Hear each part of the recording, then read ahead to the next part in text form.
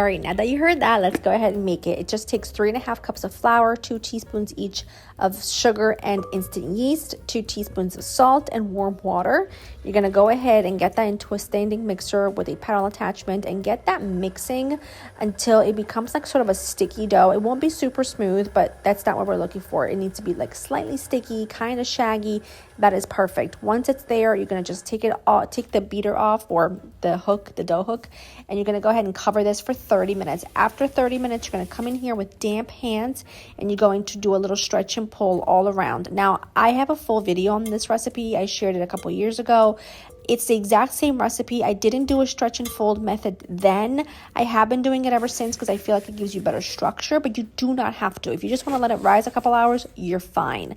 I do the stretch and fold every 30 minutes twice, and then I just let it rise for another hour. In the meantime, get a Dutch oven in the oven, preheating at 500 for like an hour. Once your dough is beautifully risen, do not deflate it. Don't go in here and re-knead it and deflate it because you're going to get a really flat, dense bread. You want it to be very fluffy, so work this the least amount of time as possible. I just pull it together, like pinch the bottom so that's kind of like pinched together into a seam so that it's like a perfectly sort of round loaf. And then place that on a parchment paper that's like sprinkled with a little bit of flour. And just pull it together very gently. Do not deflate it. I take a sharp knife or a razor and just make like a cross pattern or an X or whatever. You just need to score it.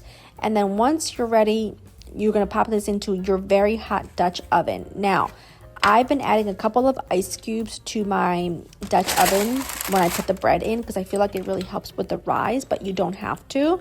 All it needs is a really hot Dutch oven, a really hot oven. Put the lid on, and this bakes with the lid on for 30 minutes, and then take the lid off for another like 10 minutes or so, or until deeply golden brown, and it's perfect, you guys. It's gorgeous. I mean, look at it. That sound will never get old. It is so beautiful. It's so fluffy. It's just absolutely everything. I make this every single week, multiple times a week, because it's really the main bread that we eat at home, and it's much easier than I think to make than like a sourdough or something like that, because you don't need a lot of time to prep. It just comes together in just a few hours, and it is absolutely gorgeous. Recipe linked for you in the description.